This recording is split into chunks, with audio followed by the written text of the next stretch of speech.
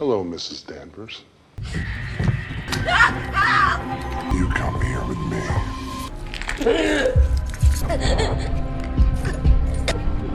She's pregnant.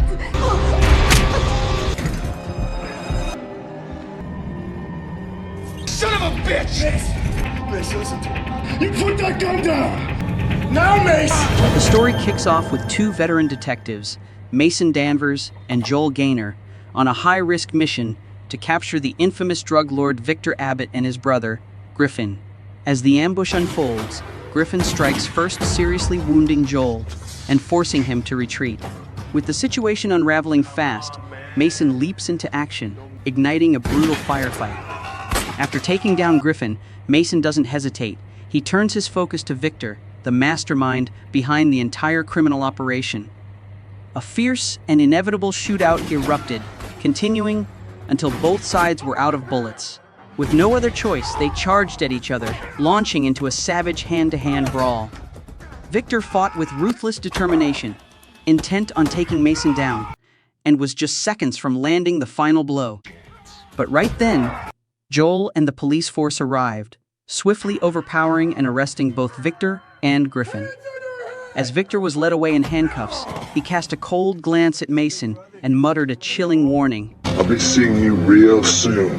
After the harrowing ordeal, Mason returned home and shared a quiet, tender moment with his wife, Jocelyn.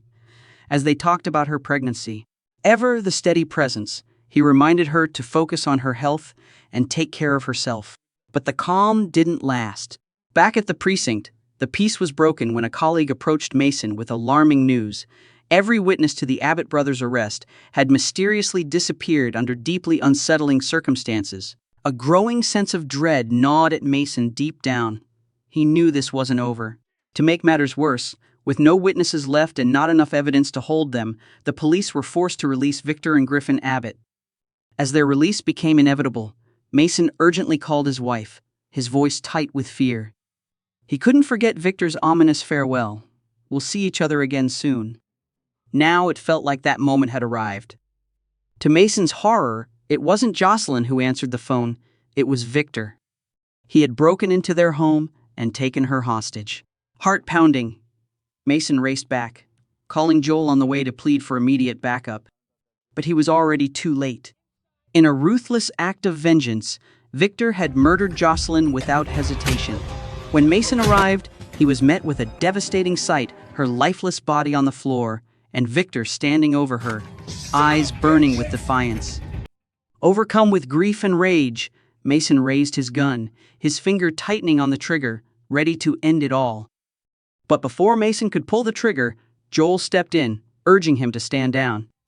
After a tense pause, Mason finally lowered his gun, choosing not to take justice into his own hands. The police moved in and arrested Victor, sending him to prison. But the damage was irreparable. Jocelyn's death had destroyed Mason's world. The purpose that once fueled him, the dream of becoming a detective to protect the city, now felt hollow. All that remained was a single, burning need: revenge. And one night, alone in the quiet shadows of his home, Mason began assembling his weapons. Fueled by the need to avenge his wife's death, Mason set out to track down Griffin, Victor's older brother. After discovering the location of his hideout, he alerted Joel and called for police backup, but he didn't wait. Acting swiftly, Mason stormed the hideout, launching a surprise assault. With cold determination, he pulled the trigger, ending Griffin's life just moments before Joel and the officers arrived. Mason was arrested on the spot for premeditated murder. But it wasn't a mistake. This was exactly how he had planned it from the beginning. As a gesture of goodwill, the warden assigned Mason a lighter duty in the prison laundry room. But Mason stayed cold and unresponsive, showing no sign of interest or gratitude. Elsewhere, Victor learned of Mason's arrival. The news that his old hideout had been destroyed didn't rattle him. He remained unfazed. The very next day, while Mason worked quietly in the laundry room, a group of inmates suddenly closed in around him. Though a skilled fighter, Mason was swiftly overwhelmed by the sheer number of attackers. The attackers rained down blows on Mason, driving him to the ground with brutal force. Just when it seemed he wouldn't make it out alive, a guard burst in. shouting for order and forcing the inmates to retreat. The timely intervention spared Mason from further injury. Days later, while out in the yard getting some fresh air, Mason casually struck up a conversation with a guard. But during their exchange, the guard let something slip despite being behind bars for only a year. Victor had already built an extensive and dangerous network of influence within the prison. Victor had firmly established control over the prison's smuggling operations and maintained strong ties with the outside world. Mason quickly recognized that Victor was far from an ordinary inmate. He was still orchestrating events from the shadows. But Mason's resolve remained unshaken. He cared little for the repercussions. Even if it cost him his life, he would have his revenge for his wife. One night, in the stillness of his cell, he quietly retrieved a pen from under his bed, carefully sharpening its tip into a makeshift dagger. As the prison plunged into darkness, Mason silently slipped into the bathroom, lying in wait for one of the men who had attacked him in the laundry room. The ensuing fight was brutal. Although Mason landed a devastating blow, he still found himself struggling to dominate his opponent. The sharp pen came dangerously close to his throat, its tip only inches from ending his life.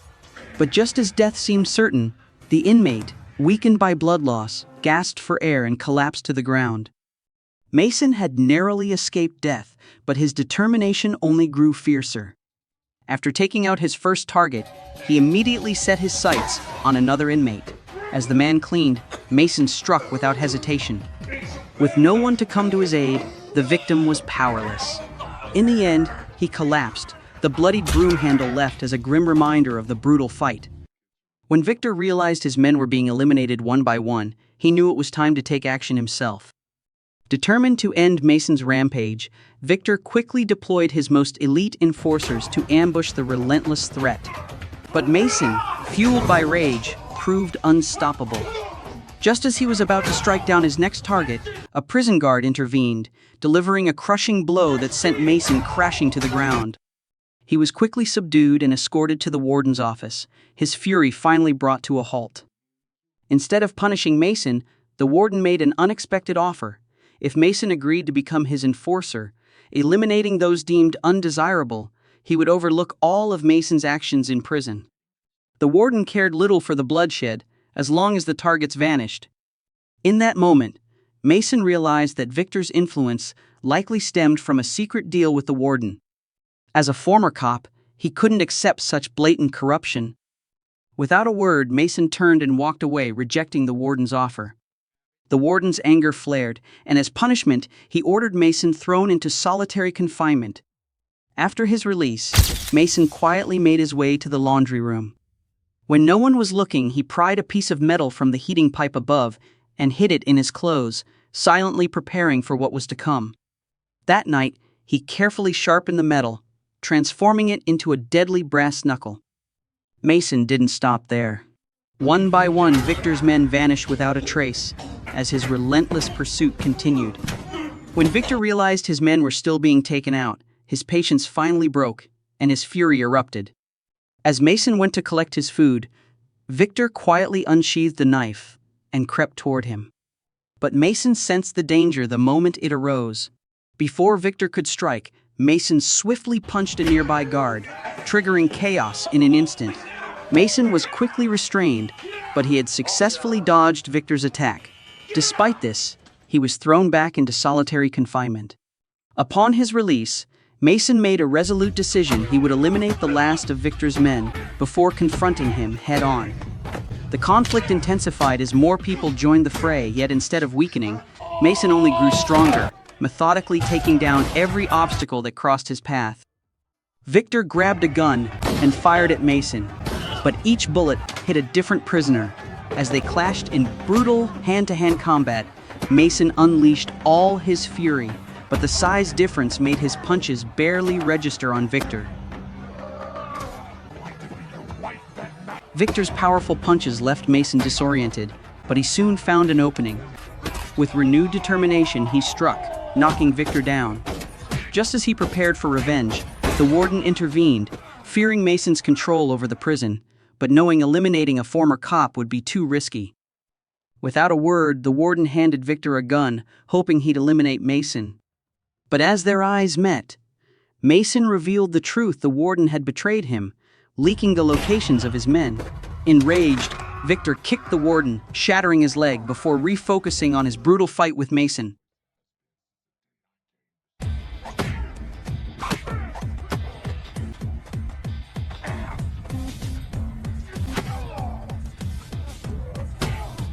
Overpowered by Victor's strength, Mason felt himself faltering. But when Victor hesitated, Mason seized the moment, drawing his concealed weapon and striking with deadly precision, ending Victor's life. In that instant, Mason exacted his long-awaited vengeance for his wife and unborn child. The film's message is clear: hatred and revenge offer no resolution. Instead of satisfaction, they lead to suffering for both the target and the seeker of vengeance.